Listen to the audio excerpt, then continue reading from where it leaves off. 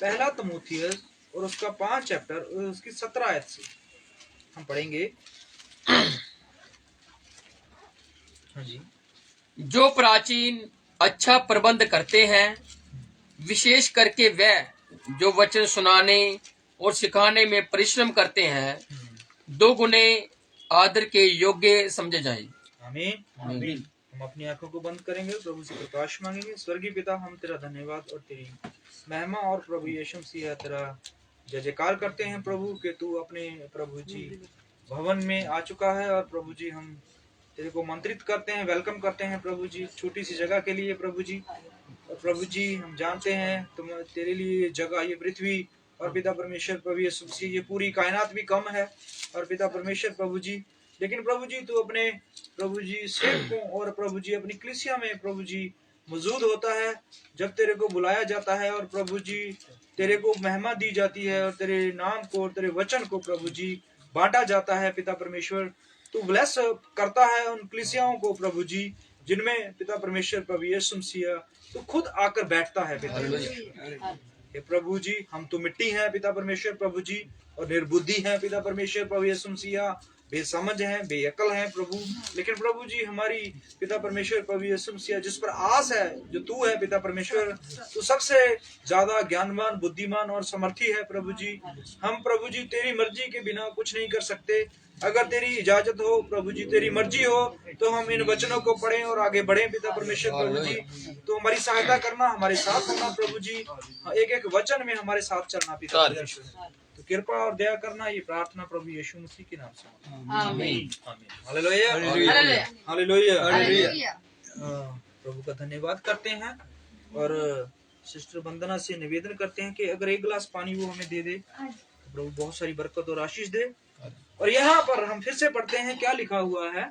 जो प्राचीन अच्छा प्रबंध करते हैं, हाँ जी, विशेष करके वह जो वचन सुनाने और सिखाने में परिश्रम करते हैं, हाँ जी, 2 गुने आदर के योग्य समझे जाएं। देखिए यहाँ पर जो है वो परमेश्वर के दास संत पुरुष जो है और उसका जो एक आगे सेवक है उसको ये बताता है कि जो सेवक है परमेश्वर के वचन को बांटने वाले हैं और जिन्होंने अच्छा प्रबंध करके आप तक वचन पहुंचाया है, वो 2 गुना आदर के योग्य, 1 गुना नहीं 2 गुना आदर के योग होने चाहिए। हालेलुया। और परमेश्वर ये आपसे उम्मीद रखता है और चाहता है कि उसके सेवक जो हैं वो उसकी इज्जत 2 गुना अपने जीवन में रखनी चाहिए। हालेलुया। परमेश्वर ये उम्मीद करता है अपनी कलीसियाओं से। हालेलुया। और हम जानते हैं कि हमारे सेवक जो थे भाई जर्नैल और उन्होंने हमें बड़े अच्छे प्रबंध से और अच्छी बड़ी तालीम से हमें परमेश्वर की सेवा में और परमेश्वर के वचन में निपुण किया है। हालेलुया। हम परमेश्वर में अगर आए हैं तो वो हमारे सेवकों ने हमारे ऊपर मेहनत की है। हालेलुया। उन्होंने रात तक उन्होंने कभी ये नहीं सोचा कि वो काम पर हैं या बिजी हैं या किसी घर में, वो हमारे लिए अलग से टाइम निकालते थे और हमें वचन बांटते थे। हालेलुया। उन्होंने एक एक करके हमें बड़े प्रेम से और बड़ी सामर्थ से परमेश्वर के वचन को सिखाया है। हालेलुया। देखिए एक अच्छा सेवक जो होता है वो परमेश्वर के वचन की तरफ कलीसिया को मोड़ता है, अपनी तरफ नहीं मोड़ता वो। हालेलुया। अगर वो अपनी तरफ मोड़ता है तो वो सेवक परमेश्वर की ओर से नहीं है। समझिए आप इस बात को। हालेलुया। जो परमेश्वर का सेवक जो है, अगर वो कलीसिया को, कलीसिया के लोगों को परमेश्वर की ओर मोड़ रहा है, परमेश्वर के वचन की ओर मोड़ रहा है, वो सेवक परमेश्वर की तरफ से ठहराया हुआ सेवक है। हालेलुया। वो अपनी उन्नति नहीं चाहता, वो परमेश्वर के लोगों की उन्नति चाहता है कि वो वचन में आगे बढ़े। हालेलुया। इसलिए हम अपनी कलीसिया में परमेश्वर के वचन को इतनी ज्यादा बांट रहे हैं, दे रहे हैं और सीख रहे हैं ताकि हमारी कलीसिया जो है वो वचन के ऊपर अपनी नींव डाले। हालेलुया। अगर घर जो है परमेश्वर के और परमेश्वर के वचन के ऊपर नींव पर रखा हुआ है तो वो घर कभी नहीं गिरेगा। हालेलुया। यीशु मसीह ने एक उदाहरण भी ली थी और कहा था कि एक बुद्धिमान ने अपना घर चट्टान के ऊपर बनाया। और हम जानते हैं कि बाइबल जो है वो चट्टान किसको कहती है? वो यीशु नासरी को चट्टान कहती है। हालेलुया। और एक आदमी ने चट्टान किस पर बनाया? रेत पर। हालेलुया। देखिए, रेत पर उसने घर बनाया। जो चट्टान वाला घर बना रहा है उसने भी अपनी नींव चट्टान पे डाली और उसने भी अपनी नींव जो है रेत पे डाली। उसने भी वही सीमेंट लगाया और उसने भी वही सीमेंट लगाया। उसने भी वही सरिया डाला, उसने भी वही सरिया डाला। उसने भी वैसे ही मिस्त्री रखे, उसने भी वैसे ही मिस्त्री रखे। हालेलुया। उसने भी वैसे ही खिड़कियां, दरवाजे, किचन, सब जो उसका ढांचा था, जब सारा नक्शा था घर का, उसने भी वैसा बनाया और उसने भी वैसा बनाया। हालेलुया। लेकिन बाइबल कहती है जब यीशु नासरी ने आगे वाली बात को बताया तो उसने कहा जिसका घर रेत के ऊपर था आंधी आई। हालेलुया। आंधी आई और घर गिर गया। हालेलुया। लेकिन जो चट्टान के ऊपर घर था, हालेलुया, आपको पता है जो चट्टान के ऊपर घर बनते हैं सबसे ज्यादा आंधी उसको गिराने पे लगी होती है। पता है आपको? क्योंकि वो चट्टान के ऊपर है, सबसे तेज हवा उस पर जाएगी। हालेलुया। एक जमीन पर घर है रेत के ऊपर, एक चट्टान के ऊपर है। हालेलुया। जब आंधी आएगी तो वो चट्टान की घर की तरफ ज्यादा फोकस या ज्यादा जोर से आएगी। हालेलुया। वो ज्यादा नीचे वाले घर के ऊपर ज्यादा प्रेशर नहीं डालेगी। हालेलुया। देखिए, उस चट्टान के ऊपर जब उस आदमी ने बनाया घर, हालेलुया, पहले तो बात यह है कि उसकी मेहनत डबल थी उससे। समझ रहे आपको बात को? चट्टान के ऊपर, एक पत्थर के ऊपर पहले पत्थर को काटा गया और उसमें नींव डाली गई। हालेलुया। अगर धरती पे नींव डालनी है तो बड़ी आसान है। हालेलुया। 1 या 2 दिन में नींव डल जाएगी घर की। हालेलुया। लेकिन अगर चट्टान के ऊपर नींव डालनी है घर की तो चट्टान को काटना पड़ेगा और वहां इतनी ऊंचाई पर लेकर जाकर ईंटें लेके जानी पड़ेगी, गारा, सीमेंट, रेता, सब कुछ वहां पर लेके जाना पड़ेगा। हालेलुया। तो मेहनत ज्यादा किसकी है? चट्टान वाले की मेहनत ज्यादा है ना। जितनी मेहनत है घर भी उतना स्ट्रांग है। हालेलुया। समझ रहे हो बात को? जितनी मेहनत आपकी परमेश्वर के वचन में है, परमेश्वर की सामर्थ्य में है, परमेश्वर के कलाम में है, आपका घर उतना मजबूत है। हालेलुया। और जो लोग सिर्फ परमेश्वर से काम निकलवाने, गोडे गिट्टे, बुखार या और कुछ बीमारियां ठीक करवाने या सिर्फ बरकतों के लिए आए हैं, उन्होंने अपना घर किस पर डाला हुआ है? रेत पर। जब फिर से बीमारी आएगी तो वो भाग जाएंगे, अगर फिर से वो तंगी आ गई तो भाग जाएंगे, फिर से कोई दुखी करने आ गया तो भाग जाएंगे। हालेलुया। लेकिन जिन्होंने अपने शरीर की परवाह नहीं की, बीमारियों की परवाह नहीं की, तंगी की परवाह नहीं की, उसने चट्टान को काट कर उसमें नींव डाली और घर बनाया, वो घर खड़ा रहा। हालेलुया। मेहनत चट्टान के ऊपर बनाने वाले की ज्यादा है। हालेलुया। और यहाँ पर भी ये है कि परमेश्वर ने कहा है जो सेवक हैं वो 2 गुना आदर के योग हैं। कुछ घटनाएं देखेंगे जिनमें सेवकों के बारे में कुछ बताया गया। चलिए हम निकालते हैं उत्पत्ति 14 और उसकी 17 से शुरू करते हैं।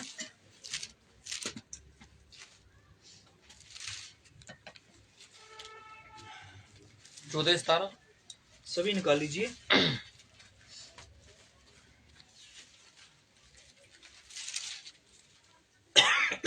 हाँ जी, पढ़ लीजिए।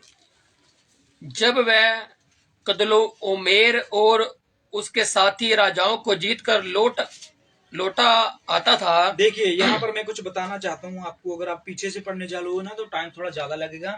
ये इब्राहिम की उदाहरण दी गई है। हालेलुया। इब्राहिम जो है बहुत सारे राजाओं के साथ युद्ध करके अपने भतीजे लूत और उसके परिवार और उसका जो कुछ था लौटाकर वापस आ रहा था। समझ रहे हो बात को? इब्राहिम जो था वो युद्ध की हालत से वापस आ रहा है। हालेलुया।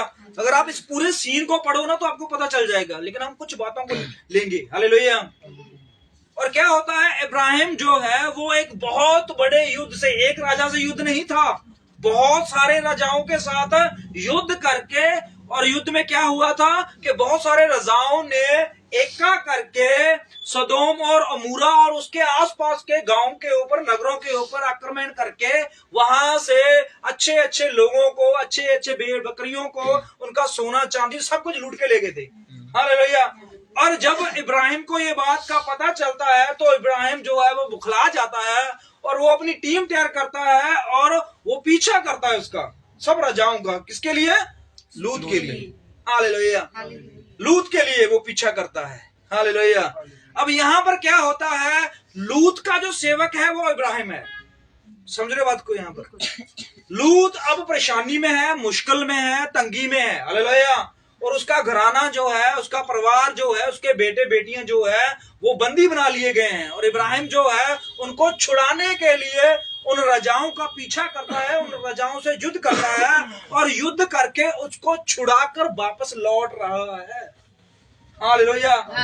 और जब वो वापस लौट रहा है तब की ये सीन है, ये तब का ये आगे ये आयत शुरू होती है। पढ़िए आगे। तब सदोम का राजा शावे नामक तराई में, हाँ जी, जो राजा की तराई भी कहलाती है, हाँ जी, उससे भेंट करने के लिए आया। किसका राजा? सदोम का राजा। अब इस सदोम के राजे का आगे जाके पता चलेगा कि वो इब्राहिम से क्यों मिलने आया है, हालेलुया। वो इब्राहिम से युद्ध करने नहीं आया, भेंट करने आया। वो सिर्फ इब्राहिम से मिलने के लिए आया है, हालेलुया। और इब्राहिम जो है वो लड़ाई से वापस आ रहा है, हालेलुया, अपने भतीजे और उसके परिवार को छुड़ाकर। हाँ जी। तब शलेम का राजा मलिक सिदक, हाँ जी, जो परम प्रधान ईश्वर का याजक था। देखिए, एक तो ये राजा था और यहाँ पर ये जाचक भी था, हालेलुया। जाचकाई जो है वह तब जाचकाई नहीं थी, समझ रहे बात को, हालेलुया। जाचकाई हमें पता चलती है मूसा के द्वारा कि जाजक जो है ठहराए गए थे। पहला जाजक कौन था? हारून। है ना। जैसे मूसा की सलाह के मुताबिक परमेश्वर ने उसको नियम और हुक्म और बहुत सारी विधियां दी, और उसने जाजक, महाजाजक, लेवी और बहुत सारे और घराने ठहराए परमेश्वर की सेवा के लिए। संदूक उठाने वाले अलग थे, कुर्बानी लेके जाने वाले अलग थे, कुर्बानी को चढ़ाने वाले अलग थे, बहुत सारे परमेश्वर ने सेवादार ठहराए हुए थे। हाँ, लेकिन जब ये राजा जो है इसको जाजक ठहराया गया है, हालेलुया। और ये कहां पर कुर्बानी देता था, कहां पर करता था, परमेश्वर की आराधना करता था, ये कौन था, इसके बारे में कुछ ज्यादा नॉलेज है या ज्यादा पता नहीं है, हालेलुया। बाइबल तो सिर्फ यही बताती है, एक तो वो राजा था और दूसरा जाजक था, और वो इब्राहिम से भेंट करने आया। पढ़िए आगे। रोटी और दाखमधु ले आया। हाँ जी। और उसने अब्राम को ये आशीर्वाद दिया, हाँ जी, परम प्रधान ईश्वर की ओर से, जो आकाश और पृथ्वी का अधिकारी है, तू धन्य है। हाँ जी। क्या होता है वो कहता है कि जो परम प्रधान परमेश्वर है और सब चीजों का रचना वाला है, और उसकी ओर से तू धन्य है, तू मुबारक है। क्यों मुबारक है? क्योंकि जो इब्राहिम था वो एक सेवक था, समझ रहे बात को। उसके पास एक कलीसिया थी, लूत का घराना था और अपना घराना था, और इश्माइल और भी बहुत सारे लोग थे जिनको वो परमेश्वर का वचन बांटता था, हालेलुया।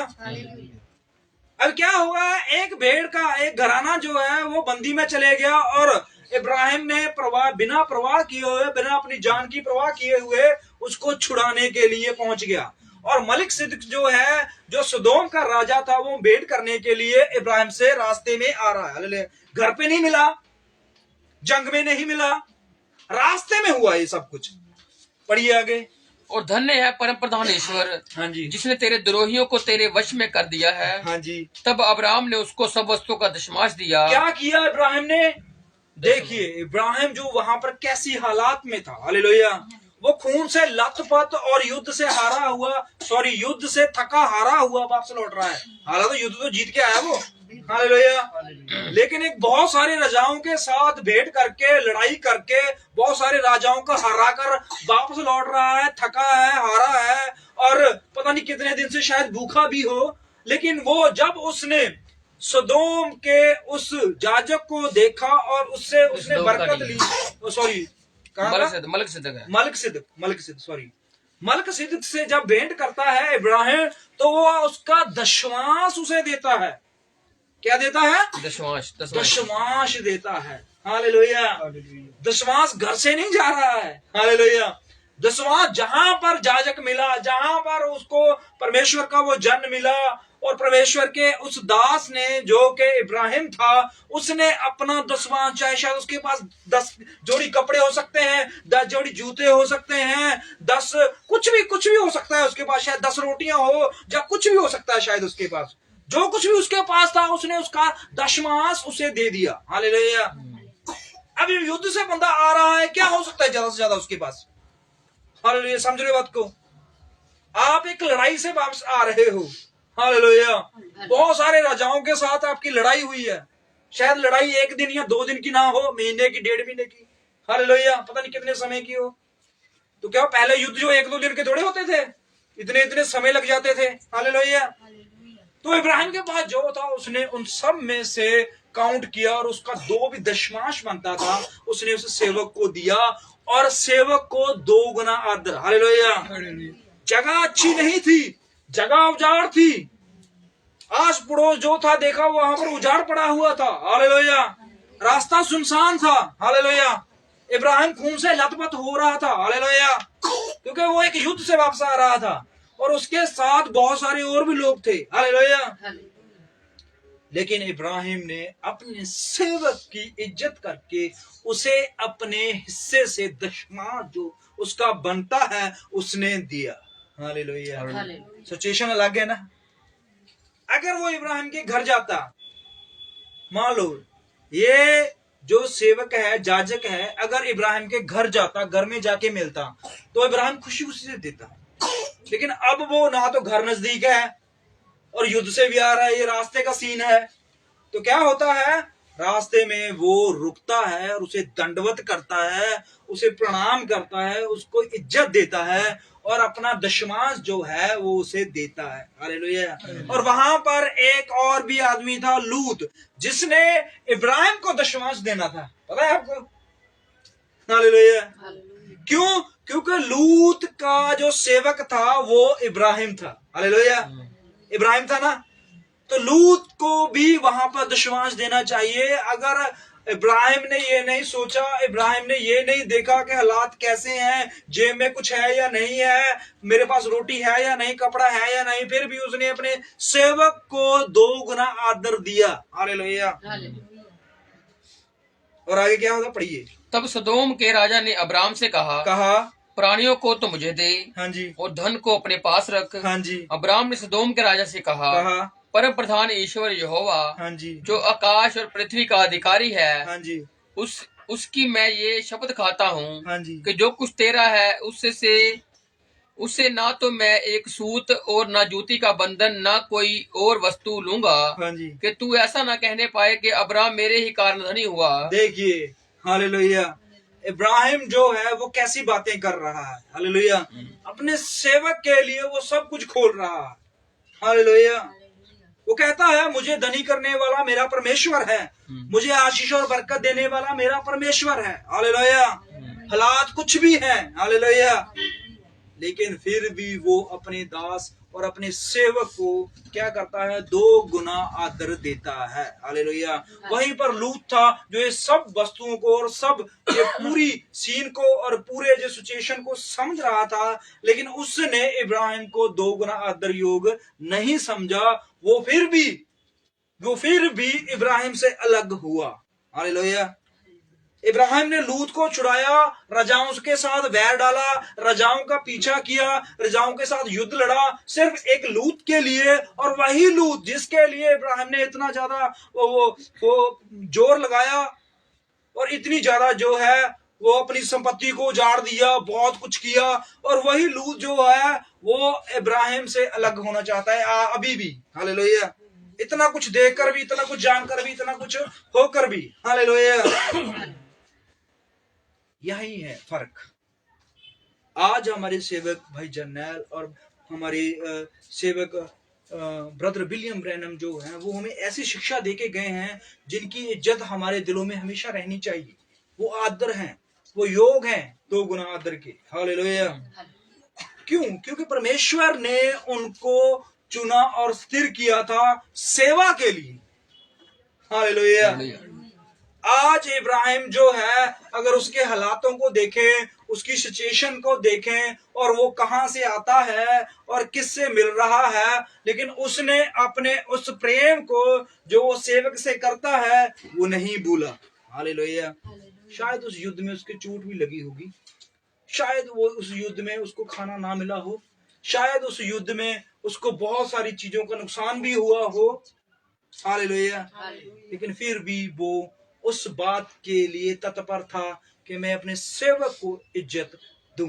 हालेलुया। तो उसने अपने सेवक को इज्जत दी, और परमेश्वर भी यही चाहता है कि जो मेरे सेवक हैं वो 2 गुना आदर के योग्य हैं। हालेलुया। चलिए एक जगह पे और देखते हैं, हम निकालते हैं गिनती गिनती की किताब, और वहां पर 12 चैप्टर में वहां पर भी एक सेवक है।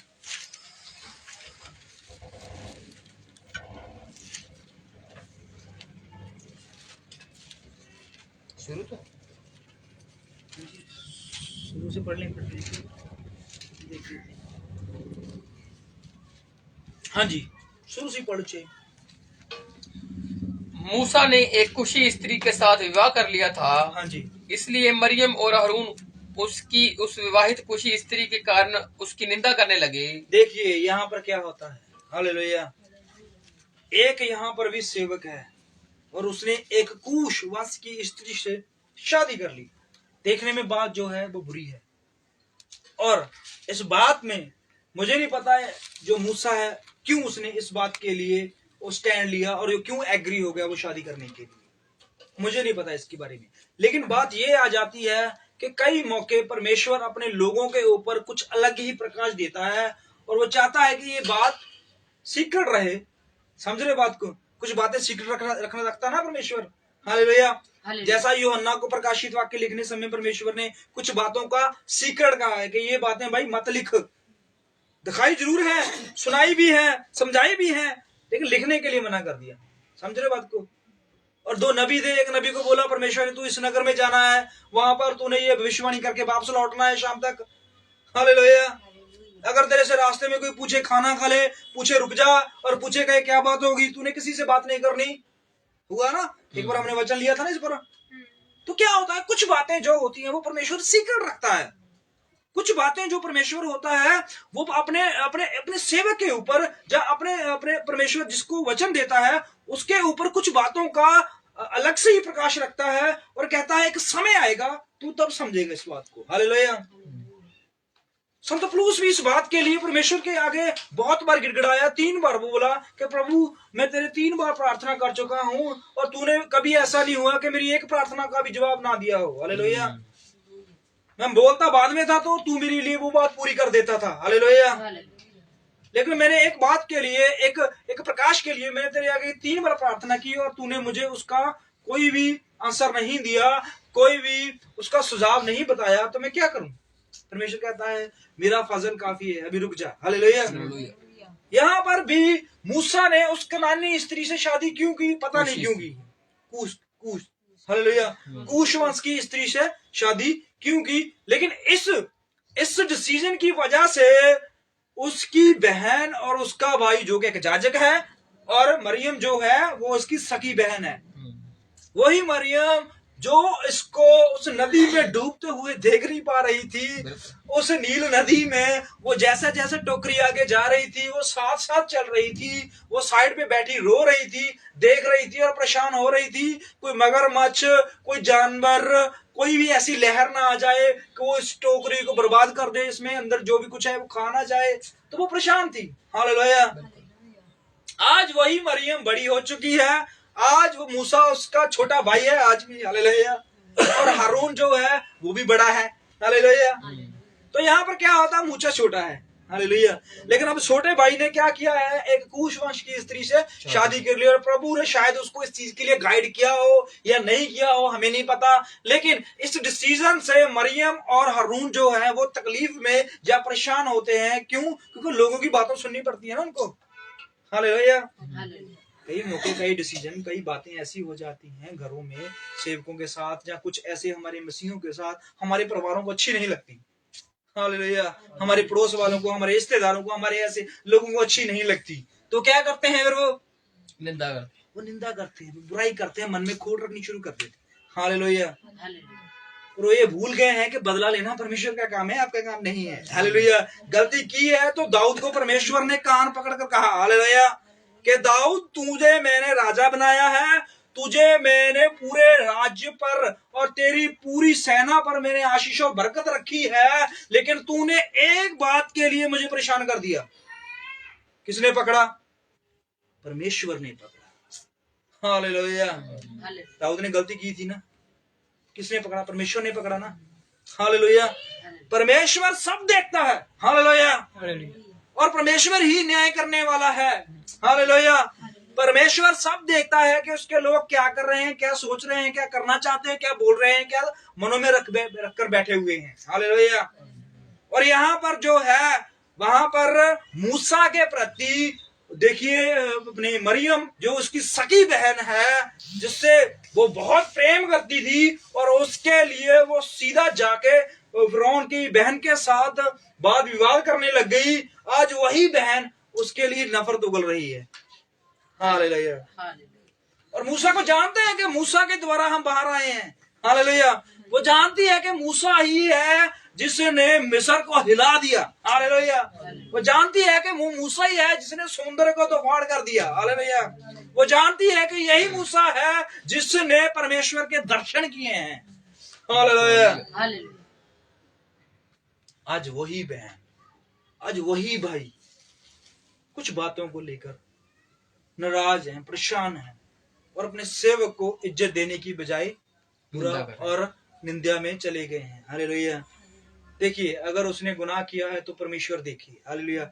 हमारा फर्ज है इज्जत करना, हमारा फर्ज है उस सेवक को, उस भाई को, उस बहन को प्रेम से बात करना। हालेलुया।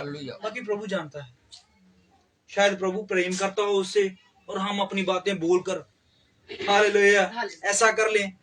हालेलुया। यहाँ पर भी क्या होता है, मूसा जो है उसने शादी कर ली, और शादी में शायद ये गए होंगे, पता नहीं गए होंगे। हालेलुया। क्योंकि ये एग्री नहीं थे ना। हालेलुया। अब मूसा को ना किसी ने शगन डाला, ना किसी ने मिठाई खिलाई, और ना सेहरा। हालेलुया। बहनें बांधती है ना सेहरा, हमारे यहाँ पर है ना रवाज। जब भाई की शादी होती है तो सेहरा कौन बांधते हैं? बहनें बांधती है ना। बहन लेके आती है स्पेशल बढ़िया सेहरा। वो अपने पति से बोलती है, जितने पैसे निकाल दे, आज मेरे भाई की शादी है तो मैं सबसे अच्छा सेहरा लेके जाऊंगी। हालेलुया। तो वो बहन जो है वो अपने भाई के लिए सबसे अच्छा और सुंदर और सबसे प्यारा सेहरा लेके जाता है, जो उसका फर्ज होता है या उसका रिवाज होता है। हालेलुया। हमारे यहाँ पर हिंदुस्तान में इस बात का रिवाज है। तो यही बहन जो जब उसकी शादी पे गई होगी, हालेलुया, शायद वहां पर रिवाज नहीं है। हालेलुया।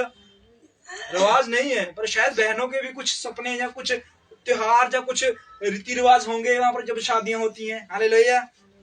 तो यहाँ पर क्या होता है, पहली शादी, मूसा की पहली शादी पर भी वो गए होंगे, दूसरी शादी पर भी गए हैं। ये तीसरी शादी है, शायद तीसरी है या दूसरी है, मुझे नहीं पता। दूसरी है या तीसरी है? दूसरी है शायद। हाँ, दूसरी शादी पे वो परेशान है। हालेलुया। मिद्यान के लोगों के साथ शादी कर लिया मूसा ने, तब किसी को परेशानी नहीं हुई। हालेलुया। लेकिन एक कूश वंश की स्त्री से शादी कर ली है तो उसके घर वाले, उसका ही परिवार, उसके रिश्तेदार उससे परेशान है, शादी में नहीं आए। हालेलुया। लेकिन परमेश्वर उस शादी में मौजूद था। हालेलुया। क्योंकि परमेश्वर अपने सेवकों के साथ खड़ा होता है अगर उसकी बात उसे पिंच नहीं हुई है तो। हालेलुया। दुनिया में देखने के लिए, दुनिया के हिसाब से और दुनिया की निगाह के मुताबिक जो है वो शादी जो है वो श्राप थी, लेकिन प्रभु उस शादी में मौजूद था। हालेलुया। क्यों? क्योंकि प्रभु ने मूसा की इस बात पर मरियम और हारून को गलत ठहराया। बिल्कुल। हालेलुया। आगे जाके पता चलेगा आपको, पढ़िए। उन्होंने कहा क्या यहोवा ने केवल मूसा ही के साथ बातें की हैं? देखिए क्या बातें हो रही है। हालेलुया। इसका मतलब ये हो कि अगर मूसा ने बात की होगी भी, प्रभु ने मेरे साथ बात की है और मैं एक और शादी करूंगा। हालेलुया। और मैं और औलाद पैदा करना चाहता हूं, जब प्रभु की इच्छा ये है। हालेलुया। अगर प्रभु की इच्छा ना होती तो प्रभु रोक देता कि मूसा शादी मत कर। हालेलुया। तेरी शादी से आगे बहुत बड़ी परेशानी आने वाली है। हालेलुया। हो सकता है कि नहीं हो सकता? प्रभु को नहीं परेशानी थी इस शादी से। हालेलुया। लेकिन घराने को परेशानी थी। हालेलुया। शायद वो दहेज नहीं लेके आई। हालेलुया। शायद कम पढ़ी लिखी हो। हालेलुया। या शायद घर के काम ना जानती हो। हालेलुया। या मरियम से ना बनती हो। हालेलुया। मुझे नहीं पता, लेकिन कुछ बातें जो है वो उनको लगी कि परमेश्वर सिर्फ मूसा से ही बात कर सकता है। हालेलुया। हमसे नहीं कर सकता। अकेला मूसा ही है नबी, अकेला मूसा ही पैगंबर है। हालेलुया। उन्होंने सेवक की इज्जत जो 2 गुना बनती थी वो नहीं की।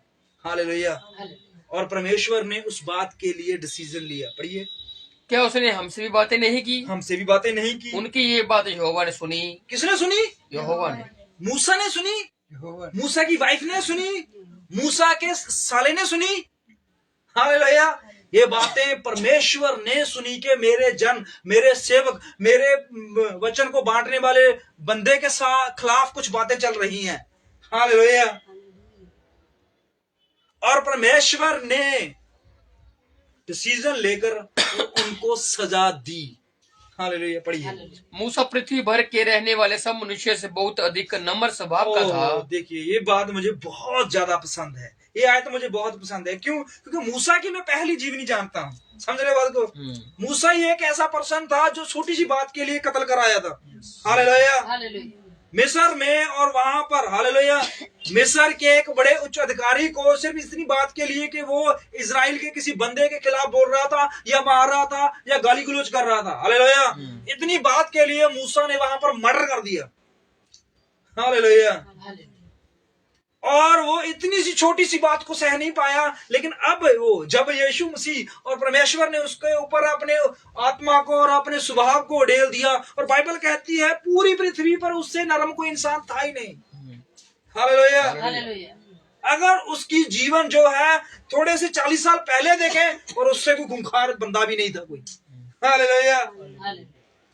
बाइबल कहती है परमेश्वर को वो बोल चुका था। परमेश्वर ने कहा नीचे लाठी फेंक, उसने लाठी फेंकी, वो सांप बन गई। परमेश्वर ने कहा मैं तुझे अधिकार देता हूं। हालेलुया। अपना हाथ छाती के ऊपर रख, वो कोड़ से भर गया। परमेश्वर का दोबारा रख, साफ हो गया। हालेलुया। और इतनी बातें बोलकर भी परमेश्वर से कहता है मैं नहीं करूंगा, कोई और बंदा देख ले। हालेलुया। देखिए, और उसके वो शब्द जब वो उसको सेवा मिलनी थी, लेकिन अब जब वो सेवा कर चुका है, मिस्र से इजराइलियों को निकाल चुका है, इजराइलियों के साथ वो बातें कर रहा है, काम कर रहा है, इजराइलियों को साथ साथ चल रहा है, उनको नियम, उनको लॉ, उनको कानून और उनको परमेश्वर का वचन बांट रहा है। अब वही मूसा सबसे नरम और बहुत दयालु इंसान बन चुका है। हालेलुया। उसकी पत्नी बोलती होगी ये लोग, ये बच्चे, ये इंसान जो है तेरे खिलाफ बोल रहे हैं। हालेलुया। तेरी बहन तेरे खिलाफ है, तेरा भाई तेरे खिलाफ है, तेरे आस पड़ोस के लोग, तेरे चचेरे लोग जो हैं तेरे खिलाफ हैं। क्या करोगे तू मेरे साथ शादी करके? पर मूसा ने कहा नहीं, मैं प्रभु की आज्ञा को पूरा करने वाला प्रभु इंसान हूं, और प्रभु ने जो मुझे कहा है मैं पूरा करके ही रहूंगा। हालेलुया। एक छोटी सी बात के लिए घर में क्लेश था। हालेलुया। पर बाइबल कहती है इसमें प्रभु की कोई इच्छा थी, इसलिए ये बात पूरी हुई है। हालेलुया। अगर परमेश्वर की इच्छा ना होती तो वो इतना हलीम बंदा वो मना कर दे सकता था। हालेलुया। इसका मतलब है इस शादी के लिए उसने जोर नहीं डाला है। समझ रहे हो बात को? बाइबल कहती है कि वो नर्म है और सबसे ज्यादा सरल स्वभाव का आदमी है। हालेलुया। जब उसकी शादी की बात चल रही होगी, उसके लोगों ने, उसकी बहन ने, उसके चाचा के लड़के ने, हरून ने, बहुत सारे लोगों ने आके समझाया होगा ना ना ना भाई मूसा ये बात गलत है, तू ये बात नहीं कर सकता, उसकी स्त्री के साथ शादी नहीं हो सकती, ये हमारे लॉ और कानून के खिलाफ है, बात है। हालेलुया। और मूसा तो नरम था और साधारण बातों को मानने वाला इंसान था, तो इस बात के लिए कैसे अड़ गया वो? हालेलुया। शादी के लिए कैसे अड़ गया? हालेलुया। इसका मतलब ये है कि ये शादी किसी और की तरफ से हो रही थी और उसके पीछे ये हुआ परमेश्वर मौजूद था। हालेलुया।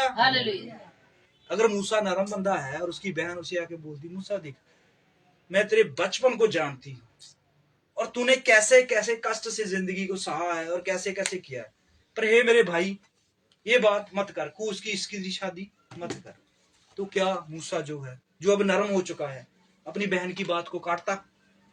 नहीं काटता ना। और हारून जो जाजक है, महाजाजक है, क्या उसकी बात को टालता? नहीं टालता ना।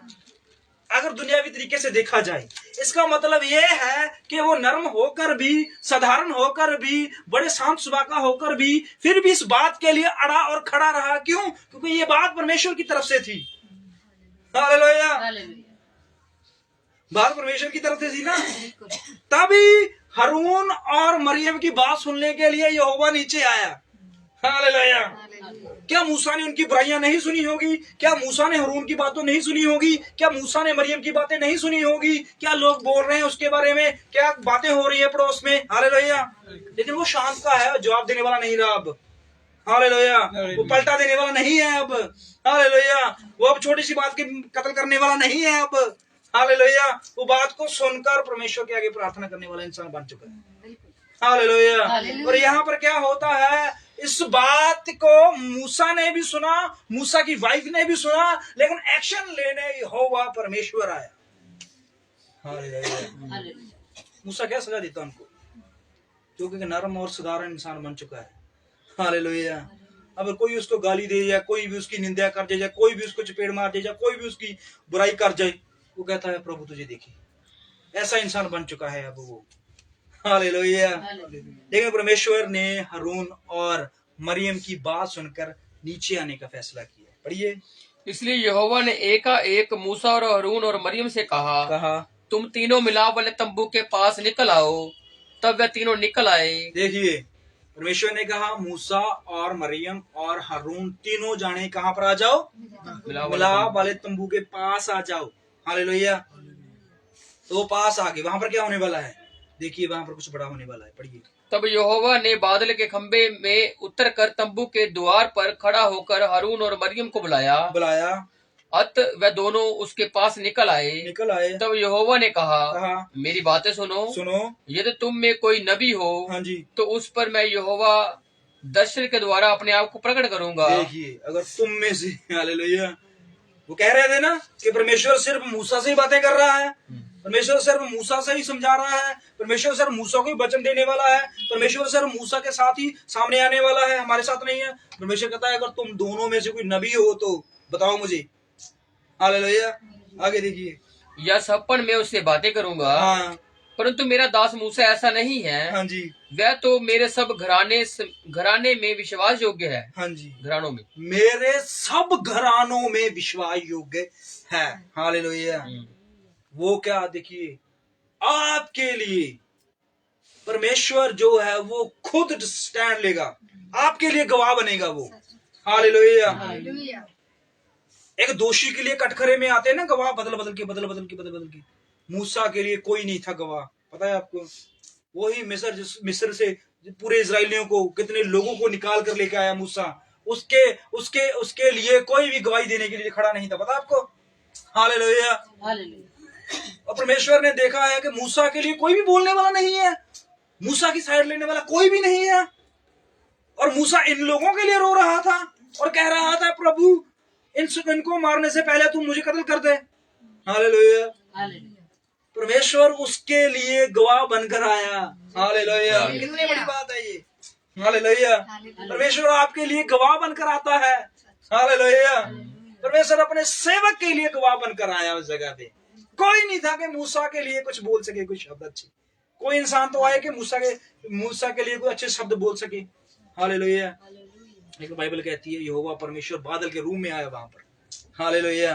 और मरियम और हारून को बोला, हालेलुया, कि मूसा, सिर्फ मूसा ही है जो मेरे पूरे घराने में विश्वास योग्य है। हालेलुया।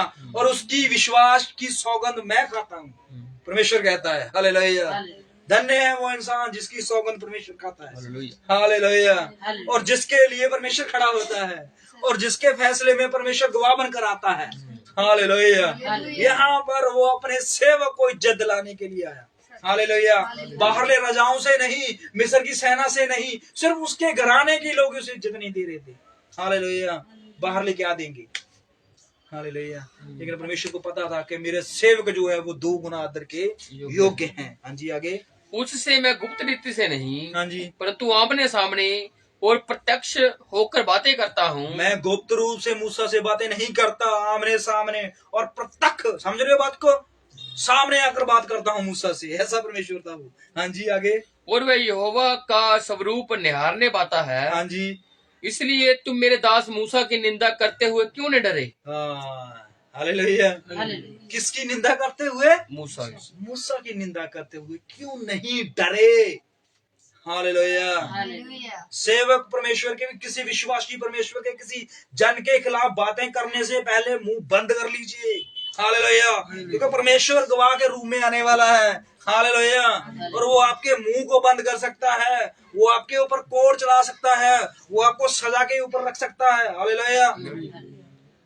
ये परमेश्वर का लॉ और कानून है। हालेलुया। मैं ये नहीं कहता कि इज्जत हमारी करो, लेकिन प्रभु ने हमें बताया हुआ है कि हम सब जो है परमेश्वर के सेवक हैं। हालेलुया। हम परमेश्वर का वचन बांटने वाले हैं। हालेलुया। हम एक दूसरे की इज्जत करें, एक दूसरे के प्रति प्रेम रखें, एक दूसरे प्रति हम स्वभाव नरम करें। हालेलुया। मरियम कहती है सिर्फ प्रभु मूसा से बातें करता है, परमेश्वर कहता है देखिए क्या बोल रहा है। हालेलुया। हाँ जी आगे। तब यहोवा का कोप उन पर भड़का। क्या भड़का? गुस्सा भड़का। गुस्सा। हालेलुया। मूसा ने सजा पता नहीं दी है, पता नहीं दी कोई, लेकिन परमेश्वर का क्रोध आ गया है। हालेलुया। वो फिर भी मान नहीं रहे थे। हालेलुया। वो गलती मान सकते थे अपनी। हालेलुया। कि प्रभु तेरे सेवक के खिलाफ बोला है, प्रभु तेरे किसी जन के खिलाफ बोला है, प्रभु तेरे किसी विश्वासी के खिलाफ बोला है, हमें माफ कर, हमें हम पर दया कर, रहम कर। हालेलुया। तो परमेश्वर रहम कर सकता है। हालेलुया। लेकिन यहाँ पर दंड की आज्ञा हो चुकी है। हाँ जी। और वह चला गया। तब वह बादल तंबू के ऊपर से उठ गया और मरियम कोढ़ से हिम के समान सफेद हो गई। हाँ जी। और हारून ने मरियम की ओर दृष्टि की और देखा कि वह कोढ़ीन हो गई है। हाँ जी। तब हारून मूसा से कहने लगा हे मेरे प्रभु। समझ के बात को। हालेलुया। सब कुछ चेंज हो गया। हारून को सजा नहीं मिली, क्योंकि हारून को भड़काने वाली कौन थी? मरियम। पता लग गया ना क्या बात थी। हालेलुया। मूसा को नहीं पता था कि मरियम जो है वो प्लानिंग कर रही है सारी। हालेलुया। लेकिन परमेश्वर को पता था कि सब प्लानिंग करने वाला कौन था। हालेलुया। अब देखिए, अगर परमेश्वर हारून को कोड डाल देता, आपको पता है कि लॉ के मुताबिक, कानून के मुताबिक कोई इंसान जो है वो जाजक के पास जाना चाहिए, और मूसा तो, हारून तो खुद महाजाजक है। हालेलुया। वो किसके पास जाए? हालेलुया। इसलिए परमेश्वर ने हारून को छोड़ दिया है एक जगह, एक फाटक छोड़ दिया है निकलने के लिए। हालेलुया। तो हारून जो है भागकर मूसा के पास गया और कहा हे मेरे प्रभु जी। ओहो भाई छोटा है। हालेलुया। हारून बड़ा है ना। हालेलुया। और मूसा छोटा है। तो कहने लगा प्रभु जी, घुटने पे आ गया, हाथ जोड़ लिए, और क्या कहने लगा? हम दोनों ने जो मूर्खता की, हाँ जी, वर्ण पाप भी किया, हाँ जी, वह पाप हम पर ना लगने दे। हाँ जी। और मरियम को उस मरे हुए के समान ना रहने दे। हाँ जी। जिसकी देह अपनी माँ के पेट से निकलते ही अधगली हो। हाँ जी। अत मूसा ने ये कहकर यहोवा की दुहाई दी। हाँ जी। हे ईश्वर कृपा कर और उसको चंगा कर। यहोवा ने मूसा से कहा यदि उसका पिता उसके मुंह पर थूका ही होता तो क्या 7 दिन तक वह लज्जित न रहती? इसलिए वह 7 दिन तक छावनी से बाहर बंद रहे, उसके बाद वह फिर भीतर आने पाए। अत मरियम 7 दिन तक छावनी से बाहर बंदी रही, और जब तक मरियम फिर आने ना पाई तब तक लोगों ने प्रस्थान ना किया। उसके बाद उन्होंने हसरोत से प्रस्थान करके परान नामक जंगल में अपने डेरे खड़े किए। देखिए क्या शब्द यूज किए कि अगर पिता ने मुंह पर थूका हो, समझ लो बात को। मरियम ने मूसा के मुंह पर थूका था। ऐसा नहीं थूका जैसे हम थूकते हैं, ये भी एक थूकना ही है। हालेलुया। बुरे शब्द बोल देने, उसकी वाइफ के बारे में बुरा ही बोला होगा। हालेलुया। मूसा के खिलाफ बुरा बोला होगा, बहुत कुछ ऐसी बातें बोली होगी जो लिखी नहीं गई। तो ऐसा शब्द परमेश्वर भी ना यूज करता। हालेलुया। और मरियम को ऐसे शब्द सुनने पड़े। हालेलुया। और वो 7 दिन तक अपने नगर से, अपने गांव से, अपने परिवार से, अपने बच्चों से, मूसा से दूर रही। 7 दिन। और 7 दिन जो है, दिन और रात वो है, वो इस बात के लिए पछता रही होगी, रो रही होगी कि क्यों मैंने मूसा के खिलाफ जो है गलत डिसीजन लिया है। हालेलुया। देखिए भाई और बहनों, बात छोटी सी है लेकिन इसमें बहुत बड़ा प्रकाश है। हालेलुया।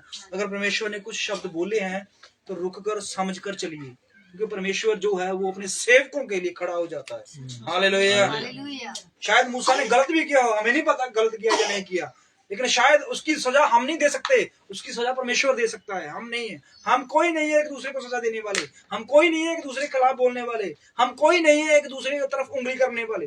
हालेलुया। हम तो सिर्फ परमेश्वर के आगे प्रार्थना कर सकते हैं। हम तो परमेश्वर के आगे दुहाई दे सकते हैं, हम तो परमेश्वर के आगे गिड़गिड़ा सकते हैं। हालेलुया।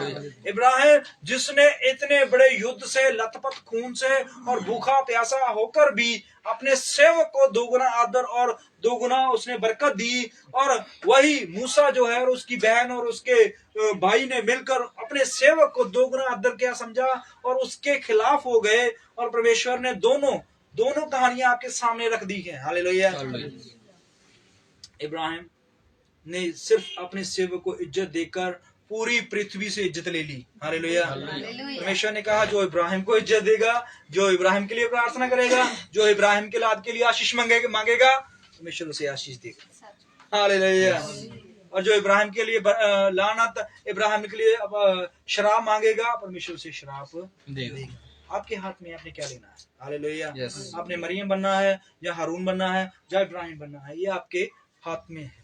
लेकिन प्रभु हमें जो सिखाता है वो ये है कि हम सब लोग जो हैं, जो परमेश्वर के वचन को बांटने वाले हैं, परमेश्वर के सत्संग के लोग हैं, परमेश्वर के जो विश्वासी हैं, हम सब लोग 2 गुना आदर के योग्य हैं। हम में कोई छोटा नहीं है, कोई बड़ा नहीं है। हालेलुया। और प्रभु आपको इस छोटे से वचन के द्वारा बहुत सारी आशीष और बरकत दे। प्रभु मुझे भी आशीष और बरकत दे, क्योंकि मैं सबके सामने आप सबको 2 गुना आदर देता हूँ, और प्रभु मुझे भी आदर दे। आइए हम अपनी आंखों को बंद करें और प्रभु का धन्यवाद करें और प्रभु का शुक्र करें कि प्रभु सचमुच में तुम महान और अद्भुत युक्ति करने वाला परमेश्वर। धन्यवाद पिता परमेश्वर और प्रभु जी तेरी महिमा, पिता तेरी परमेश्वर, आराधना, इंसान से हम क्या उम्मीद रखें कि वो हमारा आदर और प्रभु जी इज्जत करे। हमें जानते हैं प्रभु कि तू हमारी इज्जत और आदर करने वाला परमेश्वर है। प्रभु जी अगर पिता परमेश्वर प्रभु यीशु मसीह तू किसी के घर को ना बसाए प्रभु जी, तो इंसान की पिता परमेश्वर सब मेहनत व्यर्थ है प्रभु जी, सब काम व्यर्थ है पिता परमेश्वर, सब योजनाएं व्यर्थ है प्रभु जी, अगर तू उन सारी योजनाओं में शामिल नहीं है पिता परमेश्वर। प्रभु जी हमारे सारे कार्यों में, हमारे सब कामों में पिता परमेश्वर, हमारी सब सोचो विचारों में प्रभु जी, हमारे हर फैसले में प्रभु जी तू मौजूद होना पिता परमेश्वर प्रभु जी। और प्रभु जी एक दूसरे के प्रति हम ईमानदार और प्रभु यीशु से एक दूसरे प्रति विश्वास योग्य, एक दूसरे प्रति प्रभु यीशु से प्यार मोहब्बत रखें प्रभु जी, ताकि ये संगत प्रभु जी एकजुट होकर प्रभु जी तेरे घर में जाने वाली हो। तो कृपा और दया करना हम सबके ऊपर प्रभु जी, अपना फजल, अपना अनुग्रह रखना प्रभु जी। आज की संगति के लिए हम तेरा धन्यवाद, तेरा शुक्र करते हैं प्रभु जी। और प्रभु जी जैसे तेरे सेवक 2 गुना आदर के योग है प्रभु जी, उसी तरह तू हमारे लिए 1000 गुना आदर के योग्य है पिता परमेश्वर। हम तेरे को आदर देते हैं प्रभु जी। तूने इतनी सारी मछलियां, इतने सारे जीव जंतु, पेड़ पौधे, पशु पक्षी को तैयार कर दिया प्रभु जी। और पिता परमेश्वर कितनी गहराइयों को बना दिया पिता परमेश्वर प्रभु यीशु मसीह। आकाश में कितने सारे प्रभु यीशु मसीह तूने पिता परमेश्वर ग्रहों को तैयार कर दिया प्रभु जी। तूने कितने सारे रोशनी वाले प्रभु यीशु मसीह ग्रहों को तैयार किया। तूने आकाश के पक्षियों को कैसे प्रभु जी बल और उड़ने की ताकत दी प्रभु यीशु मसीह। तूने पत्थरों में रहने वाले कीड़ों को कैसे बनाया प्रभु यीशु मसीह। तूने समुद्रों की गहराई के अंदर प्रभु जी इतना करोड़ों करोड़ों पिता परमेश्वर भारे जीवों को कैसे बनाया प्रभु जी। सचमुच तू आदर के योग और धन्यवाद के योग है पिता परमेश्वर प्रभु यीशु मसीह। हम तेरा पिता परमेश्वर प्रभु यीशु मसीह किस बात के लिए धन्यवाद करें प्रभु जी, हर बात के लिए तेरा धन्यवाद बनता है पिता परमेश्वर प्रभु यीशु मसीह। हमारी जिंदगी में जो भी घट रहा है, बढ़ रहा है प्रभु जी, वो सब कुछ आदर हम तेरे को देते हैं पिता परमेश्वर प्रभु यीशु मसीह। प्रभु जी ये सब जलाल और आदर तेरा हो पिता परमेश्वर प्रभु यीशु मसीह।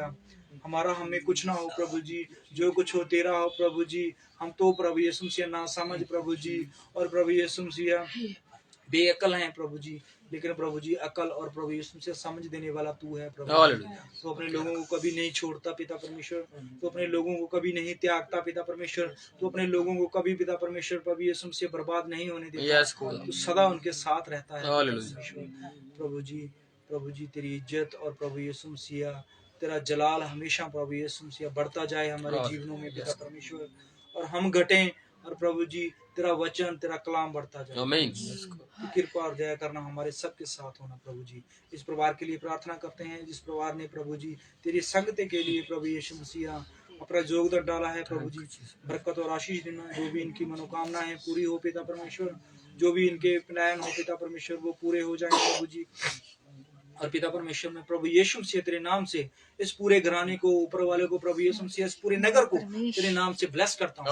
आमीन। बहुत सारी रूहें बचाई जाए, बिल्कुल खुदावंद। कृपा दया करना, ये प्रार्थना प्रभु यीशु मसीह के नाम से। आमीन।